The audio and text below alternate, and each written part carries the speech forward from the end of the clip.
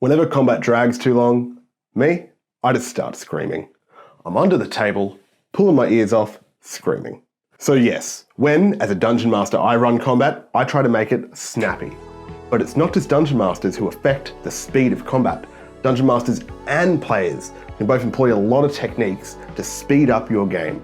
So here we go, here's a list of 7 tips to speed up combat for players and Dungeon Masters. Number 1, for players and Dungeon Masters, you need to plan ahead.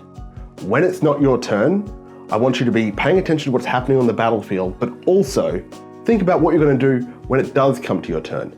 For players, you might not always have perfect information. You don't know exactly what numbers you need to hit, or you might need to know how far you can see down a hallway, and that's okay. Sometimes it's even enough just to at least have a goal. So here are some examples.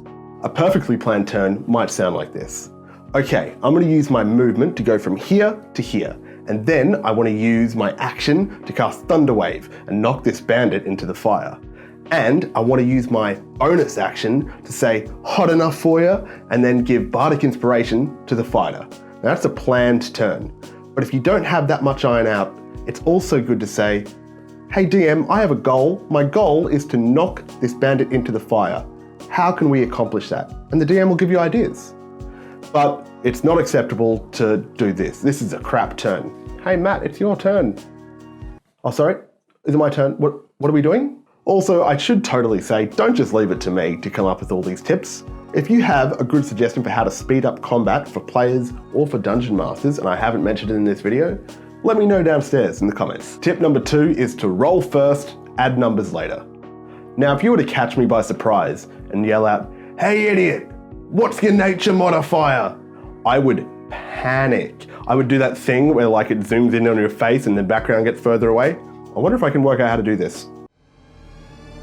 We'll see if that worked later. But this character sheet has so many numbers in such tiny font, if you catch me by surprise, I'm not going to be able to find the particular number I need at a moment's notice. So my advice is this: when you have to make an ability check, just make the roll first. If you roll very low, if you roll a 1 or a 2, the Dungeon Master is going to know immediately that you failed, and progress can keep going. But if you roll like a middling number, maybe then add your modifier, because you might succeed then. As a Dungeon Master, I don't care how much you succeed by or how much you fail by. I just care Boolean style, whether you made it or you didn't make it. I want you to become the fastest roller in the South. Someone goes, hey idiot, roll a nature check, bam. Thank you, man. This one's for all you dice fiends out there. I think you should roll your attacks and your damage together. So let's say I've got 2 attacks and I'm using a great axe. So that's a d20 and a d12. Well, I'm rolling a d20 to hit and the d12 for damage, so let's roll these suckers together rather than one at a time. Here, the 2 green dice match together and the 2 red dice match together. There is some dice etiquette here. You need to establish before you roll which 2 dice are with which attacks, and also you need to specify which dice is being rolled first, which is your first attack. Because if you can change which attack is your first attack after the fact, then you could game the system a little bit. So always say, green is my first attack, red is my second attack, or something like that. This one's exclusively for Dungeon Masters. I think you should use average damage to speed up the game. Now, average damage is going to save you all of that physical time of having to roll each time your monsters hit. And I know someone's probably not going to like this. Someone's probably already writing the comment, hey, Matty P, I'm here to roll the sacred dice, not just pick a number. I'm here to say, hey, don't write that comment, backspace. Get back here, get rid of it. Okay, thank you, much better. So average damage is this little number in the brackets here on most stat blocks. For my for my Princes of the Apocalypse game, I was a player, and my good friend Tim, who is a Dungeon Master, he used average damage on every combat, and it was super breezy. Not only because we saved time on that physical tradition of hurling that little bit of plastic across the table, but also because as players, it was a lot easier and quicker for us to strategize when we knew exactly what the stakes were, when we knew what we were risking every time we jumped into the fray. It was great as a player. I loved it. Tip number 5 for Dungeon Masters is to play on Mad Dog mode. Now this is more of an advanced solution for advanced Mad Dog Dungeon Masters. I found this one in the sealed section of Dungeon Masters Cosmopolitan magazine. So what you're going to do is you're going to take the health of your enemies and you're going to lower it. And you're going to take the damage of your enemies and you're going to lift it.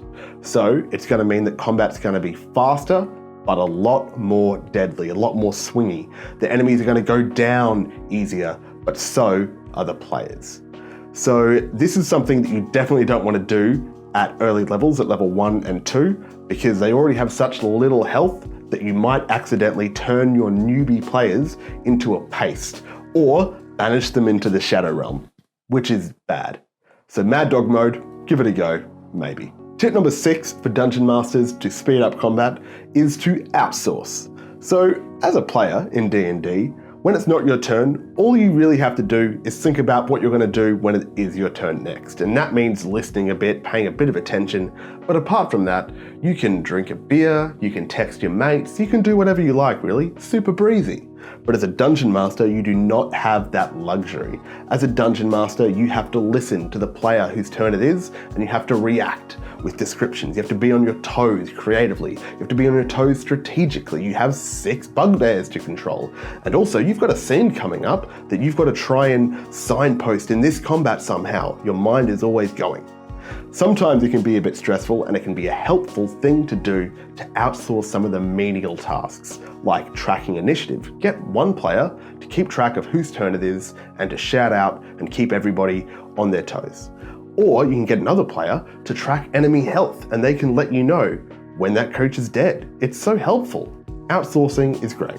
Tip number 7, this one's probably a little bit of a cop-out, but I think it's okay to skip combat. It's a bit flippant, right?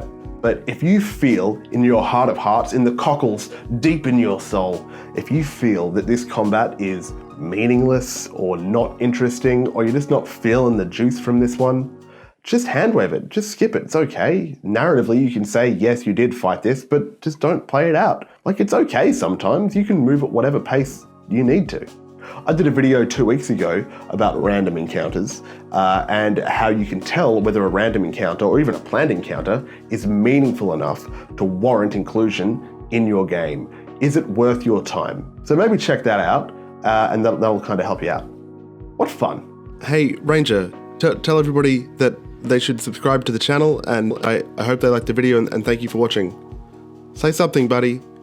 Say something. What tips do you have, Ranger, for speeding up combat? Do you like to do things? Are you okay? I love you.